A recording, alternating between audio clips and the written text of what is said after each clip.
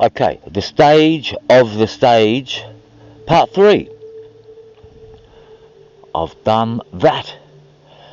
Concreted in a couple of stirrups, and that wire that goes over that nice wheel, very steampunk that, it goes to the centre, well, kind of the centre, but when I pull it, it will lift up the centre of the tent, like a circus tent.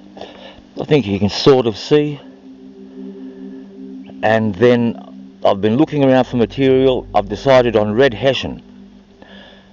So once it's up, I can use that step ladder to get to the edge and underneath, and I'm going to lay the red hessian on, and I'll sew it through all of this net so it's on really bloody well.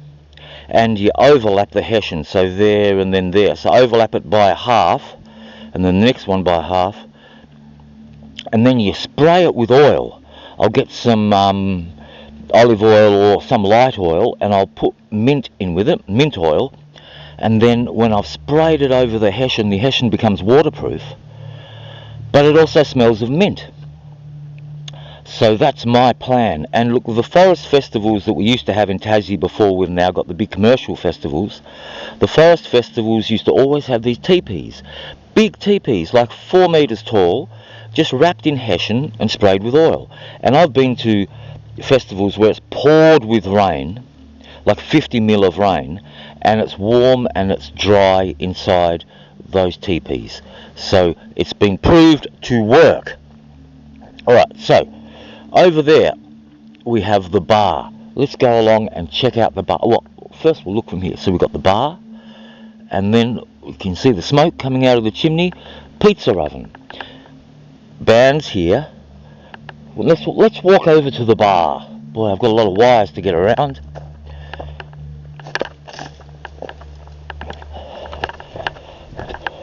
So for our test event, we're going to try, and I've just been talking with my mate Andy, who's going to help me with all of this. He's really keen on it.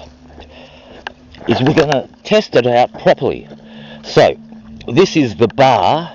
I'll move my car, and it's quite well lit with all these solar lights.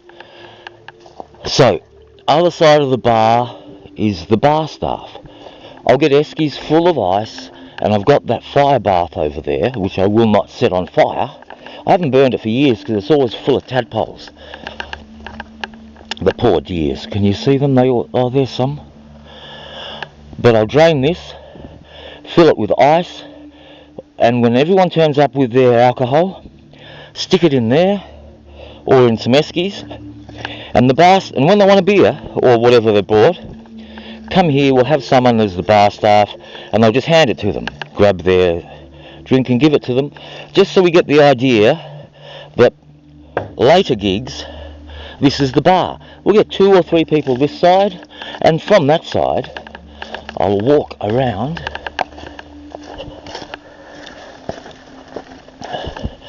You see the stage, so you can be sitting here. I'll take these benches to the other side, and I've got better chairs that I bought. They're inside, nice black ones with padding on them. And so you can sit here at the bar and still watch the band, or when you go to get a drink, you're not missing anything. So that's pretty good. And so the plan is, when we have a proper gig, I'll advertise to the bands in the city, because there are not very many live music venues in Launceston, and mostly they want you to have a name, and if you haven't got a name, you're not going to get a gig. And they're booked out, and so anyway, Launceston needs another music venue. So this will be it. I can advertise, the bands can sell their tickets, and we'll make it ticketed, and they get all the profit from the tickets.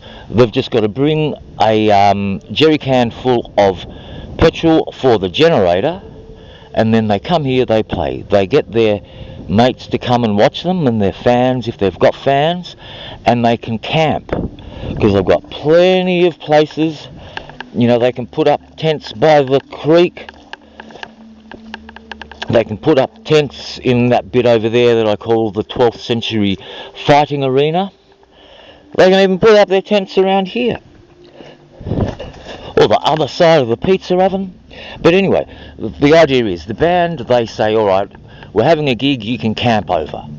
And that part is free for them, or well, maybe we'll charge them a little, I don't know. But the way that I make the money is we sell them drinks. They can't bring in alcohol.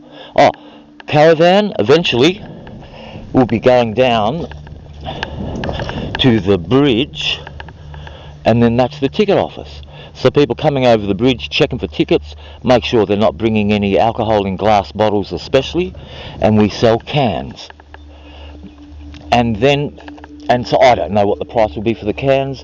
Every time I go to a pub it's like $10 for a beer, so it'll probably be something like that, or maybe a bit less. And here we put that table in front, have another table over there, this is the counter, and that's where all the pizza ingredients are, and they can come here, order a pizza, watch it being made. It goes in the pizza oven. I've just lit it with bark just to get rid of all of this crazy amount of bark that's falling out of the trees. It's everywhere. But so we can sell the pizzas $5 a slice. That's not bad. Or we can sell them a whole pizza for like $25 or $30. If you sell it $5 a slice, it's $40 a pizza. So probably $30 if they buy the whole one. Maybe. We'll see what the price is, see what people can pay as well. And so, come here for your pizza, you can still watch the band. Go across there for your beer, you can still watch the band. I put that little barbecue thing there just to block it off. I've got to get rid of this chook shed and clean this area up a bit. I'll get into the excavator in a few days and I'll clear out this. I'll finish off filling in that. I've got to get the net up so I can get the excavator arm under to drop the earth. I was going to dig all that out before, but a chook with baby chicks decided she wanted to move her nest to here. And so I've had to wait for her to move on, and now the chicks are old enough to get up a tree, so now she's down by the creek up a tree. That's where most of the chooks like to live. So I can dig all this out.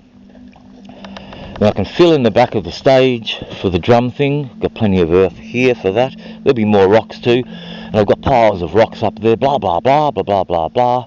So that's the plan. Hey Charlie, a pretty good plan, do you think?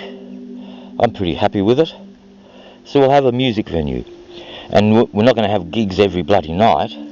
It'll be every now and a bloody again.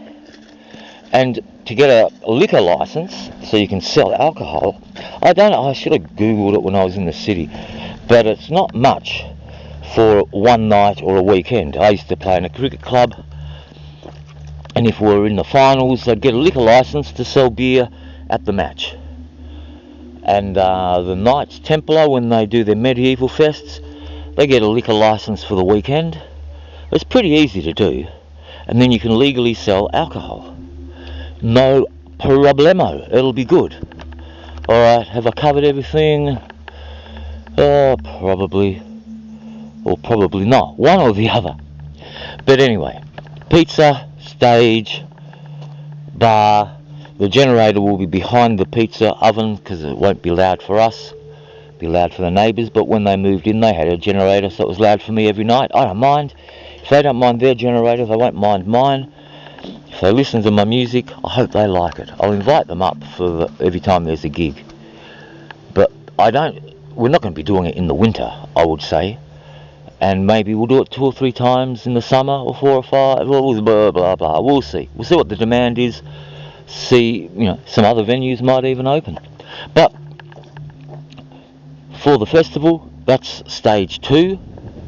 And stage 1 is going to be over here with the cricket ground, because it's going to be a festival of cricket.